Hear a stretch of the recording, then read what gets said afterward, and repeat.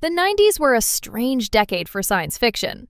On one hand, Independence Day, Terminator 2, Jurassic Park, The Matrix, films so large, so technically revolutionary, so completely dominant that they redefined what the genre was capable of and cast a shadow over everything released near them.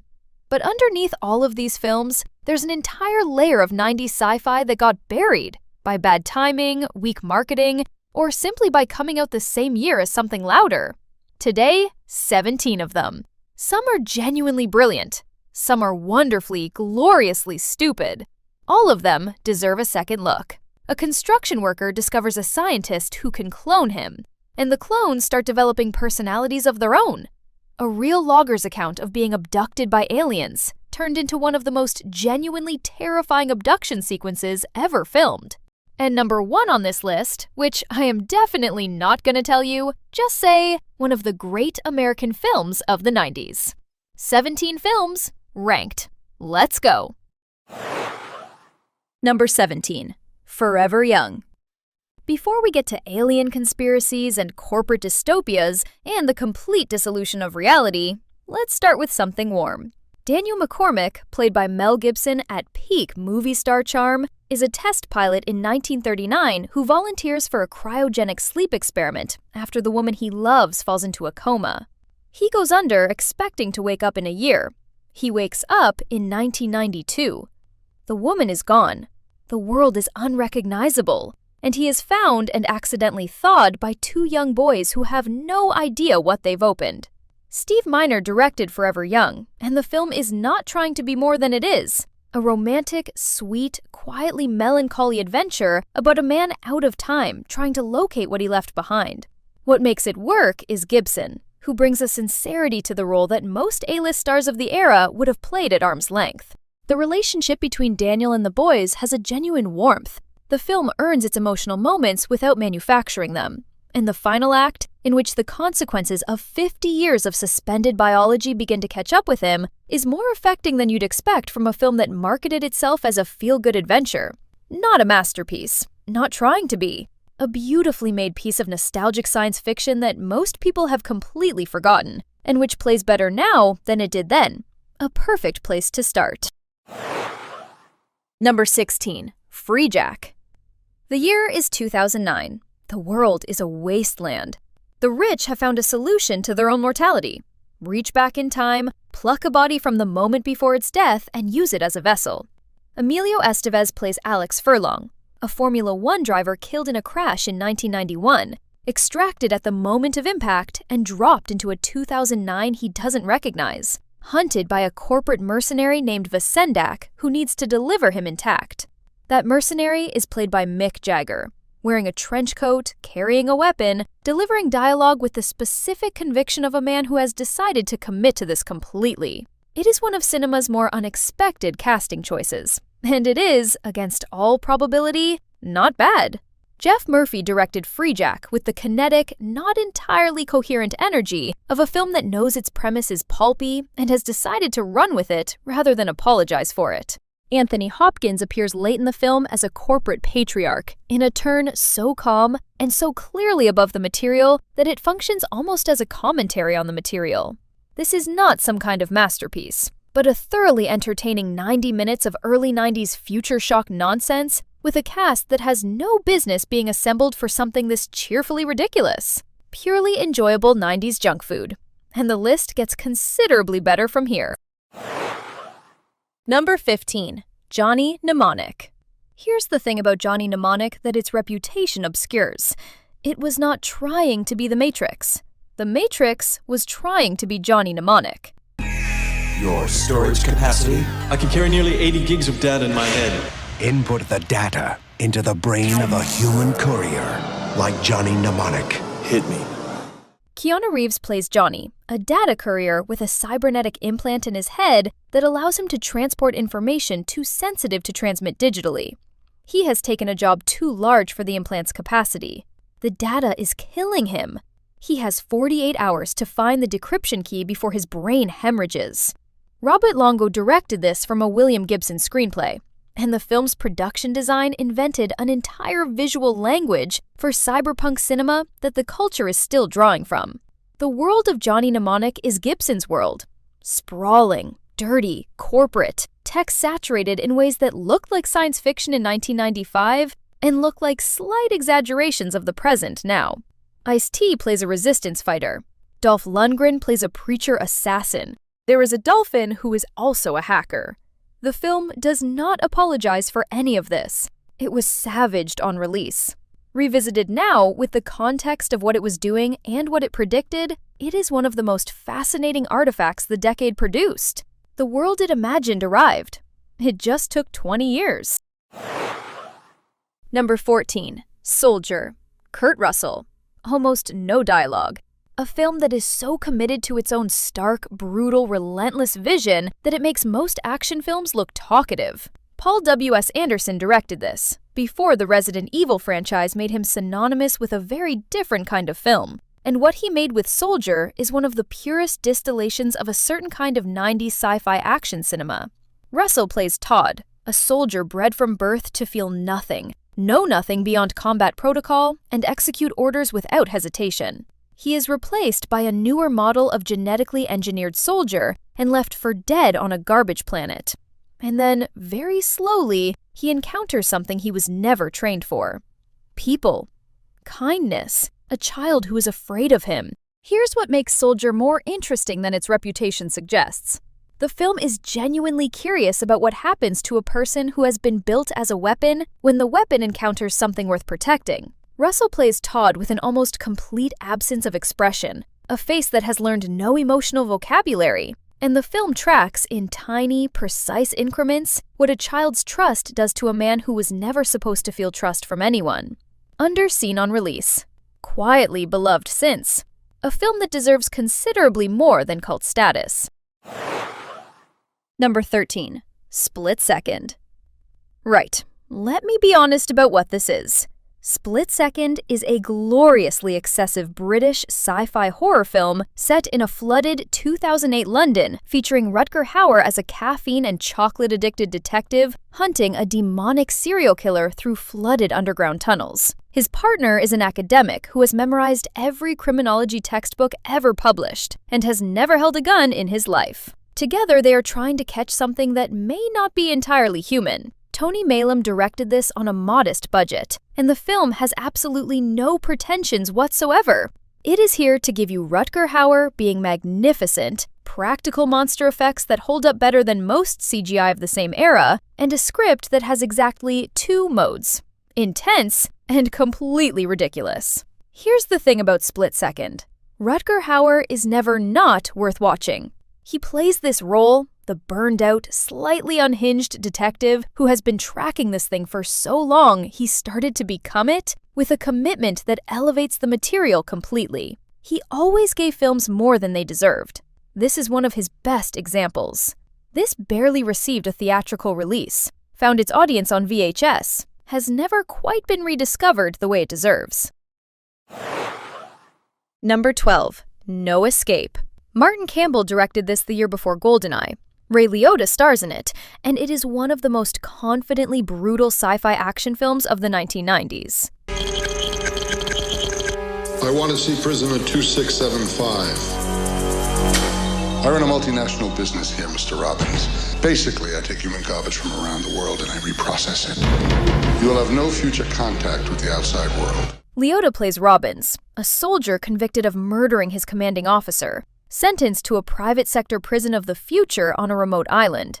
The island has no guards on the inside. It has two factions of inmates, one violent, one building a functioning society, and no rules beyond survival. Campbell makes this island feel genuinely inhabited and genuinely dangerous. The battle sequences have a scale and a physicality that most films with larger budgets couldn't replicate. And Liotta, all coiled, barely contained menace, brings a physical authenticity to the role that lesser action stars couldn't approach. This arrived in the same year as The Shawshank Redemption and was buried by it commercially. The comparison is not entirely fair to either film. They are doing entirely different things, but 1994's appetite for prison narratives had been thoroughly satisfied by April. Made almost no money, reviewed moderately, has a cult following among people who actually found it. One of the most underrated action sci-fi films of its era. Number 11. Multiplicity. Now, a film about cloning that has absolutely no interest in the philosophical implications of cloning and is entirely content to be one of the most purely entertaining comedies of its decade.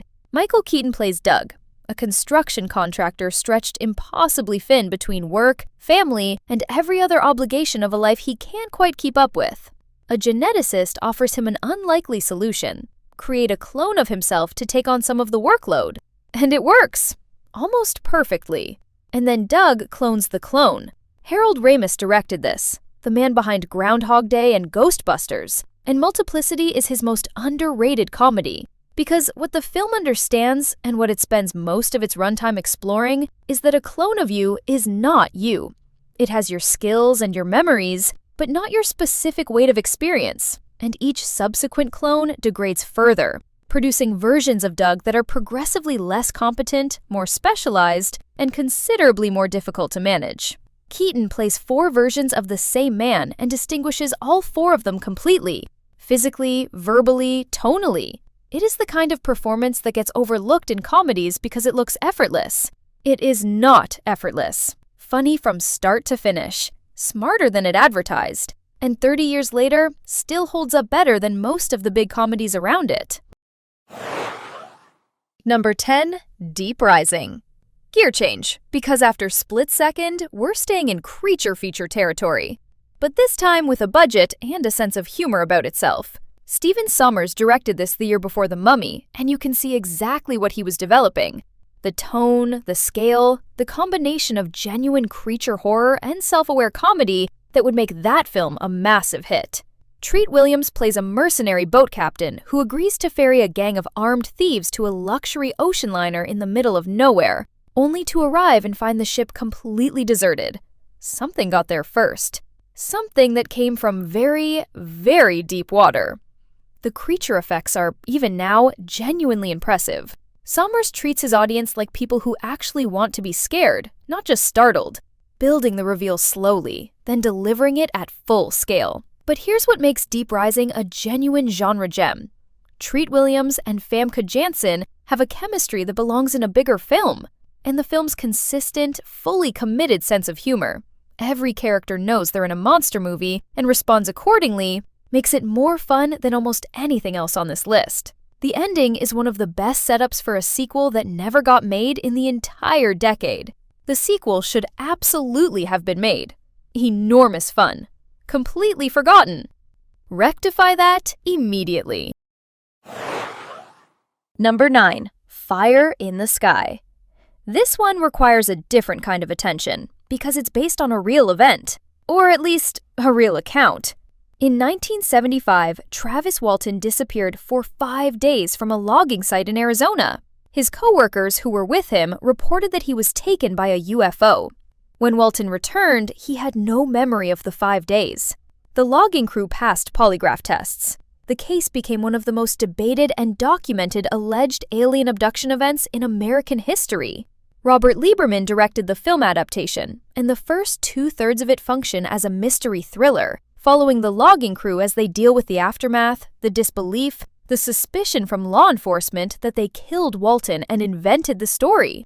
D.B. Sweeney plays Walton, and James Garner plays the detective who doesn't believe a word of it. And then the film shows you what Walton says he experienced. Here's what I'll say.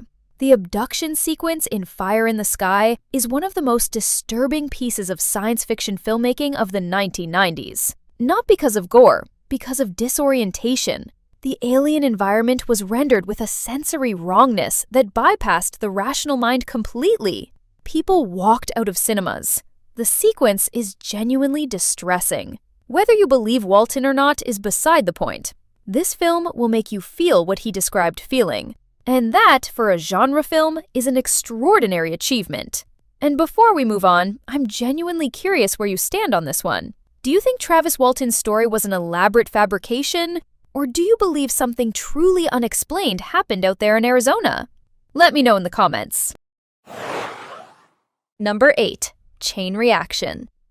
Keanu Reeves plays a machinist at a University of Chicago research project that has cracked the technology for virtually unlimited clean hydrogen energy. And then the lab explodes. The lead scientist is murdered, and Reeves's character wakes up as the primary suspect in both. Andrew Davis directed this, the man who made The Fugitive, and Chain Reaction is the film he made immediately after, with Keanu Reeves and Morgan Freeman that almost everyone has entirely forgotten existed. It doesn't reach The Fugitive. Nothing from Davis's career after The Fugitive reached The Fugitive. But what Chain Reaction has, and what makes it worth revisiting for any 90s action thriller completist, is a clean, functional momentum and a performance from Freeman as an intelligence operative that operates in his specific register of warmth concealing menace. The energy technology premise, a discovery so commercially threatening that the people who own the current energy infrastructure would kill to prevent it, lands differently now than it did in 1996. Some premises age into relevance rather than out of it. Lean. Efficient. A solid mid-90s studio thriller that slipped between the cracks between its director's classic and its star's franchise. Number 7. Body Snatchers. The original Invasion of the Body Snatchers from 1956 was about communism. Philip Kaufman's 1978 remake was about urban alienation. Abel Ferrara's 1993 version is set on a military base, and his choice of location is not incidental. Mommy? Life will be simpler now. The only thing missing Mommy? will be you. Mommy? What's the matter, honey? What's the matter? Marty Malone, played by Gabrielle Anwar, arrives at a Southern Army base with her father, who has been contracted to test the water supply for environmental contamination. And the people on the base are wrong. Subtly at first, small behavioral tics, conversations that don't quite connect, and then not subtly at all. Ferrara, the director of Bad Lieutenant, brings to Body Snatchers the same uncompromising, slightly feverish energy that makes all his best work feel simultaneously grounded and nightmarish. The film is lean, fast, and more violent than most of its predecessors. The practical effects work for the pod transformations remains among the finest of the era. Here's what makes Ferrara's version extraordinary. The military base setting is the most logical location this story has ever been placed in. Meg Tilly, in a single extended scene, delivers one of the finest and most frightening monologues in the history of the genre. This film made almost nothing. Critics largely ignored it. It is one of the genuinely great forgotten genre films of the 90s. Number 6. The Faculty. We've been in the dark long enough. Here's a film that has the time of its life and invites you to do the same. The teachers at Harrington High School are acting strange. Not normal teacher strange. Something has gotten into them strange. And a group of students, the misfit, the popular girl, the jock, the new girl, the drug dealer, the newspaper editor, are the only ones who have noticed. Robert Rodriguez directed The Faculty from a script by Kevin Williamson, the man who wrote Scream. And this is the film those two made when they decided to do for Alien Invasion what Scream did for slashers. Which is to say, be completely aware of every trope in the genre, use all of them, and have an enormous amount of fun doing it.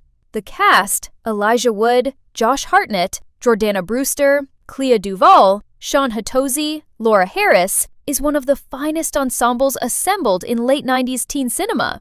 Every character is a type.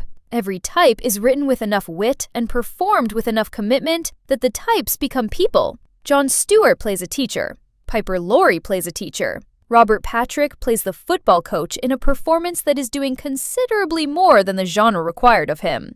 Pure, brilliant, endlessly rewatchable 90s genre cinema at its peak. Number 5. Screamers. Based on Philip K. Dick's short story, Second Variety. And if that sentence means anything to you, you already know why this is on the list. Peter Weller plays a military commander on a ravaged war planet who needs to cross enemy territory to negotiate a ceasefire. The planet's surface is crawling with screamers, autonomous killing machines originally designed to destroy enemy combatants, which have since evolved. They learn. They adapt. They have learned to imitate humans. Christian Duguay directed this on a Canadian budget, and what he built is one of the most authentically Philip K. Dick films ever produced. The central horror of Screamers, and of Dick's original story, is the evolution problem. The machines were built to replicate. They replicated, and the versions that came after the first generation are not the versions that were designed. How do you fight a weapon that has learned to look like the thing it's hunting? Peter Weller, fresh from the RoboCop films that made him synonymous with the man-machine boundary, was born to be in this. The third act goes places that most films wouldn't risk. The ending is one of the bleakest and most honest conclusions in 90s sci-fi.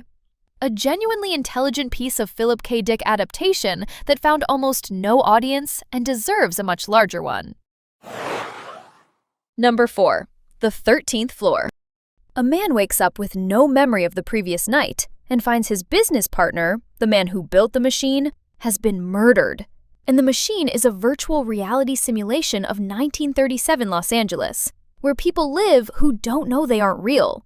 Hall goes into the simulation to find answers, and then finds something that reframes the question entirely. The 13th Floor came out in 1999, the same year as The Matrix, and was destroyed at the box office by the comparison. Here's what they missed. The 13th Floor is in some ways the most rigorous of the three. It is based on a 1964 novel called Simulacron 3, predating The Matrix's source material by decades. And whereas The Matrix uses the simulation as an action framework, the 13th Floor uses it as a moral one. The most disturbing character in this film isn't a machine, it's human. Someone who treats the simulated world as a playground precisely because they believe the people inside it aren't real. The simulation hypothesis, the idea that our reality might itself be a constructed environment, has never been more discussed than it is right now. This film asked that question in a noir-soaked 1937 Los Angeles, 25 years before anyone took it seriously. Truly one of the most undervalued films of its era. Number 3. The Arrival. David Twohy, who later directed Pitch Black, wrote and directed this, and it came out in the summer of 1996, 6 weeks before Independence Day. 6 weeks. That's what killed it. Charlie Sheen plays Zane, a SETI radio astronomer who picks up an unmistakable extraterrestrial signal, takes it to his boss, gets fired, and discovers that his evidence has been destroyed and he's been blacklisted. So he builds his own listening array, secretly wiring together his customers' satellite dishes from his attic, and picks up the signal again, and then discovers it's coming from Earth. What separates The Arrival from the alien conspiracy films that surrounded it in the mid-90s is the specific nature of its threat. The aliens are not invading. They're not coming. They're already here, and they have been working, quietly, systematically, over years, on a project whose scope Zane only begins to understand as the film's second act opens. The revelation of what they're actually doing to the planet is one of the most genuinely chilling moments in 90s sci-fi, because it requires no special effects to land, just the implication of scale. This had a modest theatrical run, performed reasonably, and then completely vanished. It is, straightforwardly, one of the best alien conspiracy films ever made. The fact that it's not in the same conversation as Contact or Independence Day, both released the same year, is one of the 90s more baffling critical oversights. Number 2. eXistenZ. David Cronenberg made this the same year as The 13th Floor, the same year as The Matrix. 3 films about simulated reality released within months of each other. The Matrix won. eXistenZ was ignored by the audience. It taps into your deepest emotions. You're the power source. Your body, your nervous system, your energy. It unleashes your wildest urges. Virtual reality games are accessed through biological pods, organic devices that plug directly into ports installed at the base of your spine. Jennifer Jason Leigh plays the world's most celebrated game designer, hunted by assassins. Jude Law plays the security guard pulled into the game with her.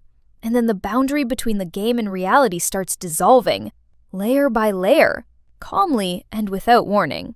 Cronenberg's body horror instincts are all over this. The pods breathe, pulse, and require feeding. The entire technological ecosystem feels organic in a way that is deeply, specifically wrong. It's about addiction, about immersion, about the seduction of a constructed world that feels more real than the one you came from. The ending of eXistenZ is one of the great endings in the science fiction genre. It doesn't resolve the question, it deepens it. It puts the question directly in the audience's lap, where it stays. Made for $25 million. made almost nothing back, reviewed respectfully but without the cultural enthusiasm that greeted The Matrix. The most inventive, the most unsettling, and the most genuinely strange science fiction film the decade produced. Number 1. Strange Days. Kathryn Bigelow directed this. James Cameron wrote and produced it. And it is one of the most completely realized, most urgently relevant, most criminally neglected science fiction films of the 20th century. Have you ever jacked in? Have you ever wire-tripped? No? A virgin brain. Well, we're gonna start you off right. Ray Fiennes plays Lenny, a former cop turned black market dealer in squid clips. Recordings of human experience, sight, sound, touch, emotion, play directly into the nervous system of the viewer. Not film, not VR. The actual subjective experience of another person, lived from the inside. Angela Bassett plays his driver and protector. Juliette Lewis plays his ex-girlfriend, a musician entangled with a dangerous manager. And a murder investigation, beginning with a squid clip Lenny receives that he was never supposed to see, pulls all of them into the center of something enormous. What Strange Days does, and what most science fiction films of its era declined to attempt, is use its premise as a direct political instrument. The squid technology makes voyeurism tactile, makes violence experiential, collapses the distance between witness and event. In 1995, Bigelow used this to make a film about police brutality, racial violence, and the specific complicity of people who consume the documentation of those things from a safe distance. James Cameron co-wrote the screenplay and produced. It was one of the most expensive independent films of its year. It bombed completely. One of the most significant commercial failures of 90s Hollywood. One of the great American films of its decade. Not a question, a statement. That's the end of today's list. 17 films. All of them brilliant. All of them swallowed by a decade that didn't look in the right direction. Now I want to hear from you. What's your favorite 90s movie that deserves a lot more love than it gets? And are there any forgotten gems from the decade that you think should have made this list? Let me know in the comments below. I genuinely love to see your picks. If you enjoyed this video, make sure to subscribe to the channel for more movie recommendations, hidden gems, and forgotten classics. And if you liked this video more than usual, don't forget to use the hype button in the comment section. It really helps the channel and lets me know you'd like to see more videos like this. Thank you so much for watching, and I'll see you in the next one.